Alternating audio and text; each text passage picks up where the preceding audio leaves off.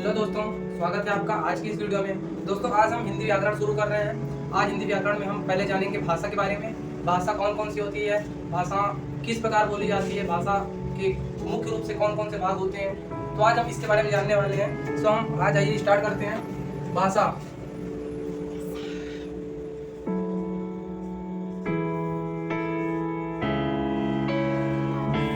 भाषा या लैंग्वेज। तो दोस्तों पहले भाषा किसे कहते हैं हमें ये जानना जरूरी है। भाषा क्या होती है? तो भाषा उसे कहते हैं, मान लीजिए हमें कोई भी बात किसी को प्रकट करनी, कोई भी चीजें अपने मतलब कहने का ये है कि अपनी बातों को दूसरे के समक्ष रखना या प्रकट करना भाषा कहलाता है। कुछ भी हम बोलेंगे तो किसी न किसी भाषा में बोलेंगे, तो वही हमारा कहलाता है भाषा। कुछ ना कुछ बोलेंगे तो किसी न किसी भाषा में बोलेंगे, वही हमारी भाषा होगी। भाषा के द्वारा ही हम अपने विचारों को प्रकट करते हैं। चलिए इसमें डिफिनेशन लिख लीजिए। भाषा बहुत ही सरल भाषा में अपनी परिभाषा लिखते हैं। भाषा अपने विचारों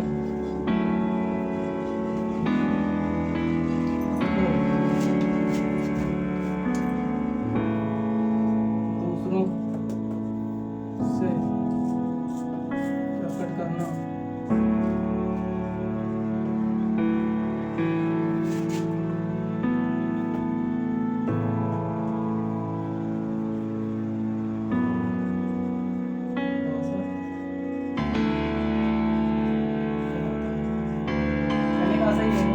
अगर बोलेंगे अपने विचार कहीं भी किसी को बताएंगे तो किसी न किसी भाषा में बोलेंगे, किसी न किसी लैंग्वेज में बोलेंगे। तो भाषा क्या है? अपने विचारों को दूसरों के साथ प्रकट करना भाषा कहलाता है।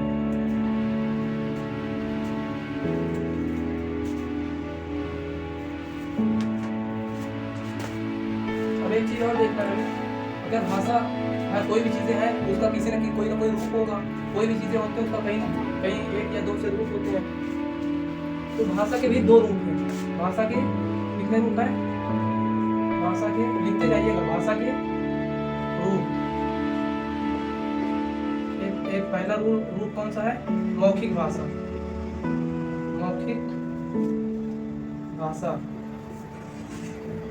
या ओरल लैंग्वेज, इसे अपने शब्दों में, इंग्लिश शब्दों में ओरल लैंग्वेज भी बोलते हैं। दूसरी कौन सी है? लिखित भाषा।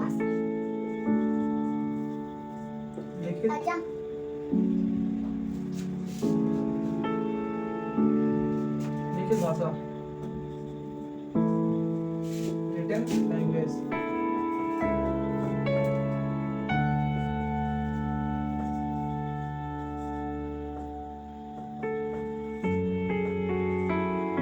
ये हो गया हमारे भाषा के दो रूप। तो मौखिक भाषा किसे कहते हैं, ये भी हमारा जानना आवश्यक है। मौखिक और लिखित दोनों को हम बारी बारी समझेंगे। पहले हम देख लेते हैं भाषा किसे कहते हैं। अपने विचारों को किसी के समक्ष रखना या अपनी बातों को प्रकट करना, अपनी बातों को किसी से कहना, वही हमारा भाषा कहलाता है। भाषा के ही द्वारा हम अपनी बातों को कहीं ना कहीं प्रकट करते हैं। उसके बाद इसके कौन कौन से रूप होते हैं? इसके भाषा के दो रूप होते हैं। दो ही रूप में भाषा बोली जा सकती है या लिखी जा सकती है। मौखिक मतलब बोली जा सकती है, लिखित मतलब लिख करके किसी को समझाई जा सकती है। इसकी हेडिंग हम बहुत अच्छी तरीके से इसकी परिभाषा को समझेंगे। चलिए ऊपर वाला लिख लिया होगा, इसको इरेज कर देता हूँ।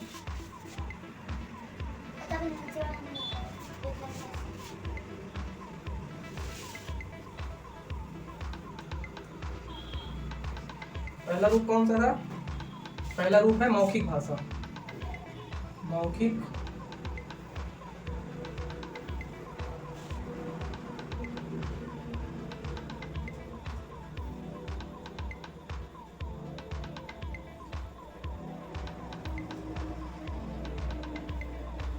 मौखिक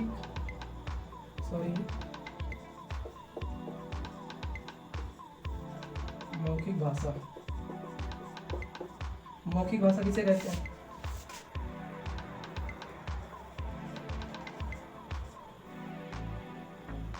मुख से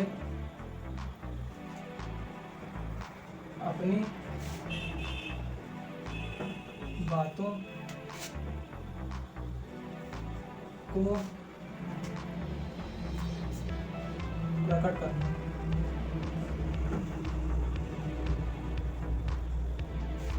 एवं कानों से सुनना।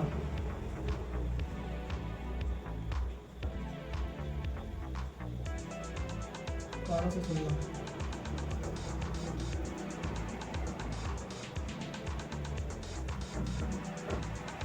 मौखिक भाषा कहलाती है।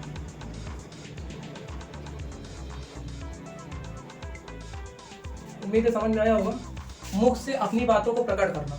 अब मैं कुछ बोल रहा हूँ तो मुख से प्रकट कर रहा हूँ। अगर मैं बोर्ड में लिख करके बता रहा हूँ तो ये क्या है? लिखित भाषा है। अगर डायरेक्ट मुंह से बता रहा हूँ तो वो लिखित भाषा है। वो सॉरी, अगर डायरेक्ट मुंह से बता रहा हूँ तो वो मौखिक भाषा है, और लिख करके बता रहा हूँ तो फिर वो लिखित भाषा है। लिखित भाषा क्या है?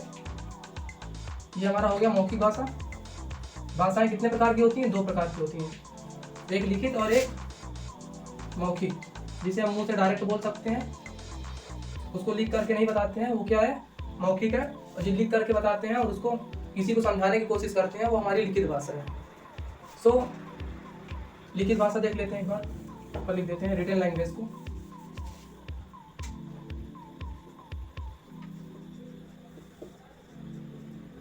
लिखित भाषा, भाषा का वह रूप,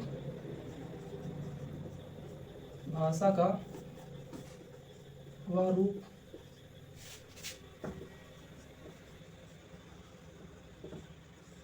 जिसे हम लिख करके किसी अन्य व्यक्ति को समझाते हैं,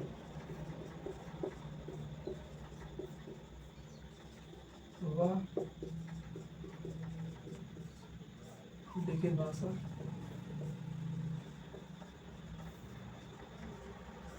कहलाती है। समझ में आया होगा? लिखित भाषा किसे कहते हैं? वह भाषा का वह रूप जिसे हम किसी इंसान को या किसी व्यक्ति को लिख करके बताते हैं, लिख करके उसे समझाते हैं। वो कौन सा रूप होता है? भाषा का लिखित रूप होता है। और मौखिक भाषा कौन सी होती है? मुख से अपनी बातों को प्रकट करना एवं कानों से सुनना मौखिक भाषा कहलाता है, या मौखिक भाषा उसे कहते हैं। समझ में आया होगा? मौखिक भाषा किसे कहते हैं? जो मुख से किसी इंसान को समझाया या बोला जाए उसे हम मौखिक भाषा कहते हैं, और जो लिख करके बताया जाए उसे हम लिखित भाषा कहते हैं। सरल शब्दों में जिसे लिख करके बताएं उसे हम लिखित भाषा, और जो मुंह से बोले उसे मौखिक भाषा।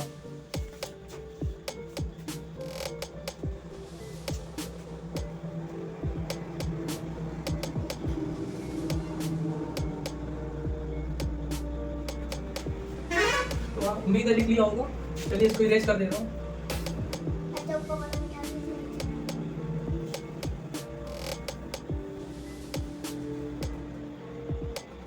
इसके बाद देखते हैं संसार में बहुत सारी भाषाएं बोली जाती हैं।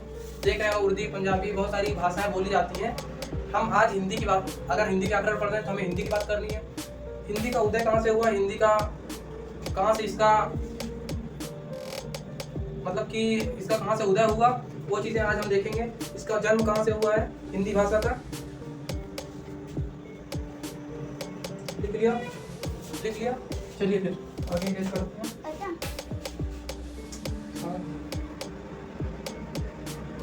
ठीक है।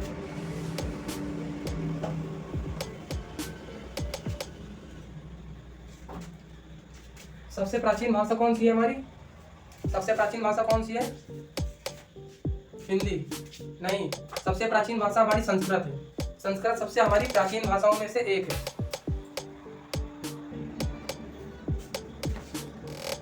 तो दोस्तों अगर बात की जाए हिंदी के विकास क्रम की, हिंदी का विकास क्रम एकदम डिटेल में जानेंगे। आज पहली क्लास है हिंदी भाषा का विकास क्रम। विकास क्रम इसे हम देखेंगे। तो पहली हमारी सबसे प्राचीन भाषा कौन सी थी? हमारी सबसे प्राचीन भाषा संस्कृत। संस्कृत के बाद कौन सी थी? संस्कृत के बाद हमारी कौन सी भाषा थी? पाली। संस्कृत के बाद कौन सी थी? पाली। उसके बाद कौन सी थी?